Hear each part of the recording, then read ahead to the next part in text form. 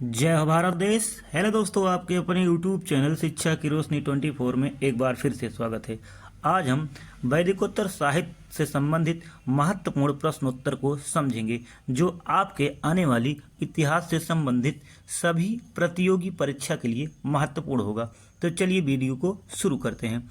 वैदिकोत्तर साहित्य में मुख्यतः वेदांग और उपवेद का अध्ययन किया जाता है। तो वैदिकोत्तर साहित्य में किसका अध्ययन किया जाता है? वेदांग और उपवेद का अध्ययन किया जाता है।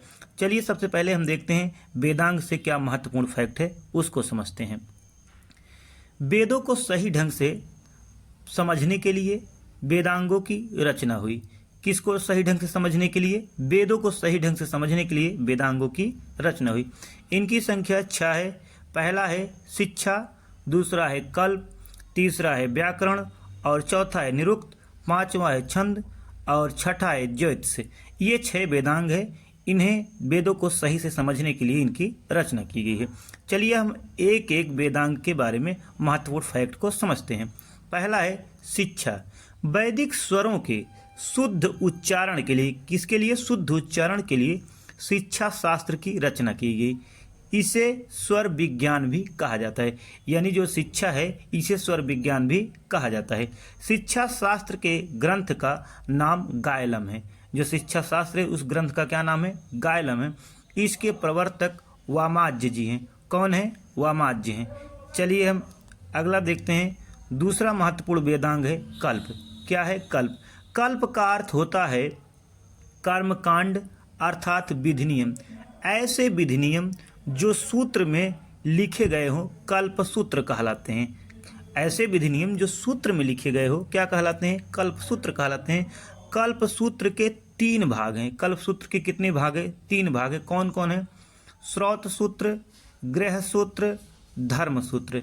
ये कल्प सूत्र के 3 भाग हैं। चलिए आगे देखते हैं। चलिए एक एक कल्प सूत्रों से महत्वपूर्ण फैक्ट क्या है उसको समझते हैं। श्रौत सूत्र। श्रौत सूत्र किससे संबंधित है? यज्ञ से संबंधित है।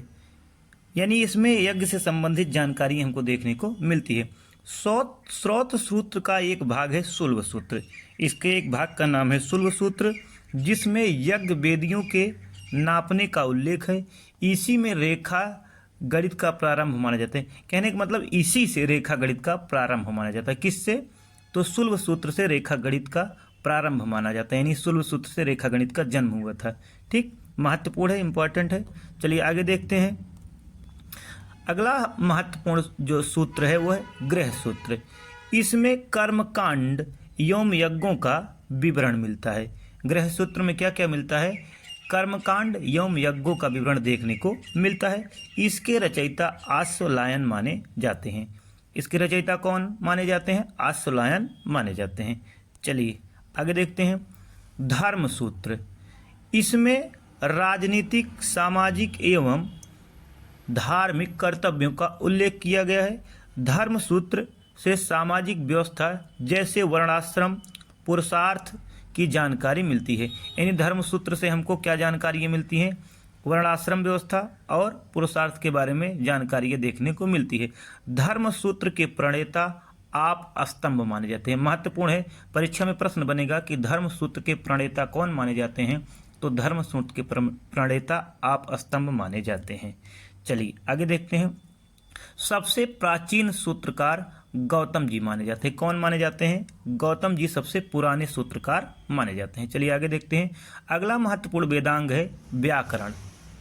व्याकरण का कार्य भाषा को वैज्ञानिक शैली प्रदान करना। व्याकरण का सबसे प्राचीन ग्रंथ कौन सा है? तो सबसे प्राचीन ग्रंथ है पाणिनि द्वारा रचित अष्टाध्यायी। व्याकरण का सबसे पुराना ग्रंथ जो है अष्टाध्यायी है। इसको किसने लिखा है? तो पाणिनि ने लिखा है। किसने लिखा है? पाणिनि ने लिखा है। इंपॉर्टेंट है, परीक्षा में पूछेगा कि अष्टाध्यायी किससे संबंधित है? तो अष्टाध्यायी व्याकरण से संबंधित है। किसने लिखा है? तो पाणिनि ने लिखा है। चलिए अष्टाध्यायी से और महत्वपूर्ण फैक्ट क्या है उसको जानते हैं। पतंजलि ने अष्टाध्यायी पर टीका लिखी। किसने? पतंजलि ने अष्टाध्यायी पर टीका लिखा, जिसे महाभाष्य कहा जाता है। यानी इन्होंने जो अष्टाध्यायी पर टीका लिखा उस टीका का नाम क्या है? महाभाष्य। और कात्यायन ने अष्टाध्यायी पर वार्तिक लिखी। क्या लिखी? इन्होंने भी अष्टाध्यायी पर क्या लिखा? वार्तिक लिखी। किसने? कात्यायन ने। इसीलिए पाणिनि, पतंजलि और कात्यायन को मुनित्रय कहा जाता है। इंपॉर्टेंट है, परीक्षा में प्रश्न बनेगा कि मुनित्रय में कौन शामिल नहीं है। किसी अन्य जो धर्म ग्रंथ रचने वाले हैं उनका नाम दे दिया जाएगा और वही आपका सही हो जाएगा। चलिए आगे देखते हैं। निरुक्त, यह जो है वेदांग, चौथा वेदांग है। इसका अर्थ होता है व्युत्पत्ति शास्त्र। इसका अर्थ क्या होता है? व्युत्पत्ति शास्त्र। निरुक्त के प्रथम आचार्य कश्यप ऋषि हैं, यानी निरुक्त के प्रथम आचार्य कौन है? कश्यप ऋषि हैं। इनकी रचना निघंटु है जो उपलब्ध नहीं है। ठीक है, यह उपलब्ध नहीं है। इनकी रचना पूछ ली जाएगी कि आचार्य कश्यप की रचना क्या है, तो आचार्य कश्यप की रचना निघंटु है। निरुक्तों में सबसे महत्वपूर्ण ग्रंथ यास्क द्वारा रचित निरुक्त है, यानी जो यास्क द्वारा रचित निरुक्त है वह सबसे महत्वपूर्ण ग्रंथ माना जाता है। चलिए आगे देखते हैं। अगला पांचवा वेदांग है छंद। क्या है? छंद। पद्य, पद्य को चरणों में सूत्रबद्ध करने के लिए छंद की रचना की गई। इसे चतुष्पदी वृत्त भी कहा जाता है। यानी छंद का एक नाम और देखने को मिलता है चतुष्पदी। क्या? चतुष्पदी वृत्त देखने को मिलता है। ठीक। आचार्य पिंगल द्वारा रचित ग्रंथ छंद शास्त्र सबसे प्राचीनतम छंद ग्रंथ है। यानी कहने का मतलब है जो सबसे प्राचीनतम छंद है वह है छंद शास्त्र। किसके द्वारा लिखा गया? आचार्य पिंगल द्वारा लिखा गया। इसीलिए भारतीय छंद शास्त्र के प्रणेता यानी भारतीय छंद शास्त्र के पिता कौन माने जाते हैं? आचार्य पिंगल जी माने जाते हैं। इंपॉर्टेंट है, इसको ध्यान में रखिएगा। चलिए आगे देखते हैं। अगला महत्वपूर्ण वेदांग यानी छठवां वेदांग है ज्योतिष। ब्रह्मांड एवं नक्षत्रों के विषय में भविष्यवाणी ज्योतिष का विषय है। यानी ज्योतिष का विषय क्या है? परीक्षा में पूछेगा तो ज्योतिष का विषय है ब्रह्मांड एवं नक्षत्रों के विषय में भविष्यवाणी करना। ठीक।